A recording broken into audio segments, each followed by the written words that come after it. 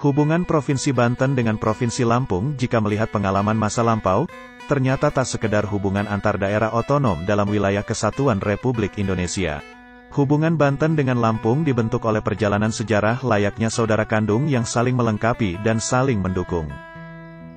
Keberadaan orang-orang Lampung di Desa Cikoneng, Serang, Banten, memiliki sejarah panjang. Cerita keberadaan mereka secara turun-temurun diwariskan hingga ke anak cucu. Desa Cikoneng masuk ke dalam Kecamatan Anyer, sebuah kawasan wisata yang setiap akhir pekan ramai dikunjungi para pelancong. Namun, ada sekelumit cerita mengenai keberadaan orang-orang Lampung di Cikoneng. Di tugu perbatasan antara Desa Cikoneng dan Desa Anyer, terdapat siger, sebuah lambang yang menandakan keberadaan orang-orang Lampung di sana. Pada siger itu terdapat tulisan Lampung Say, yang menurut keterangan Kepala Desa Cikoneng Nur Wahdini adalah sebuah nama yang mengikat dan mempersatukan seluruh suku Lampung yang ada di Cikoneng.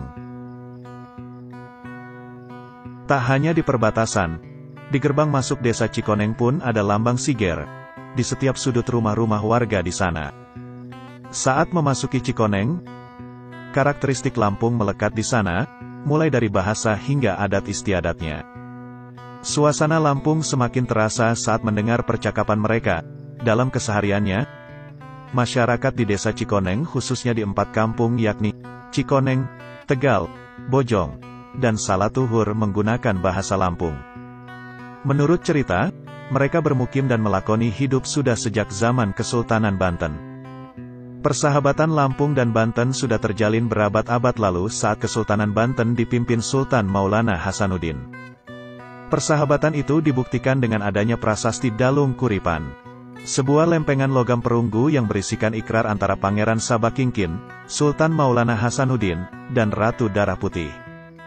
Salah satu sebab yang mendorong terlahirnya persahabatan ini, mungkin dikarenakan dua kerajaan ini merupakan keturunan dari dua sahabat setia, yakni Syarif Hidayatullah dan Raden Saksi, Zainal Arifin. Raja-raja di Banten keturunan Syarif Hidayatullah, sedangkan para raja yang berada di Lampung anak cucu Raden Saksi. Tulis Hasun Syafari dalam buku Babat Lampung Cikoneng Banten. Prasasti itu ditulis menggunakan bahasa Jawa Cirebon, Banten. Jika diterjemahkan, salah satu paragrafnya berbunyi, perempuan Banten kalau dipaksa orang Lampung, belum suka yang bersangkutan Lampung kena upat atau kualat. Perempuan Lampung kalau dipaksa orang Banten, belum suka yang bersangkutan atau saudara bapaknya, orang Banten terkena upat. Masih dalam buku itu, menurut Hasun Syafari, surat itu dibuat 3 rangkap, 1 perunggu di Banten, dan di Lampung berupa perak, dan 1 surat lagi ada di Meninting berupa surat emas. Bahwa keduanya akan saling membantu manakala salah satu pihak sedang menghadapi masalah besar yang perlu ditangani dengan pemikiran serius dan kekuatan besar, tulis Syafari. Persaudaraan Lampung dan Banten berlanjut hingga saling bertukar pasukan perang. Ketika kerajaan Banten membutuhkan pasukan, Lampung memberikan pasukan terbaiknya, begitu pula sebaliknya. Kepentingannya, Banten harus menaklukkan beberapa kerajaan kecil seperti Parung Kujang yang berada di Lebak. Misi penaklukan kerajaan Parung Kujang adalah untuk mengislamkan masyarakat di sana. Belakangan diketahui, yang bergerak untuk menaklukkan Parung Kujang adalah pasukan dari Lampung yang berjumlah 4 orang termasuk Minak Sangai. Pertalian sejarah antar kedua kerajaan itu membuat Sultan Banten merasa berutang budi kepada kerajaan Lampung. Sultan Banten kemudian menawarkan posisi adipati atau raja di beberapa kerajaan kecil di wilayah Banten. Salah satu yang mendapat gelar itu adalah Minak Sangai sang putra mahkota. Setelah sebelumnya saudara tuanya yang mendapat gelar itu meninggal dunia setelah mendapat mangemban amanat dari Sultan Banten. Sultan Banten ketika itu bermaksud ingin memberikan hadiah kepada Lampung sebagai tanda pembalas budi, tulis Syafari masih dalam buku Babat Lampung Cikoneng Banten.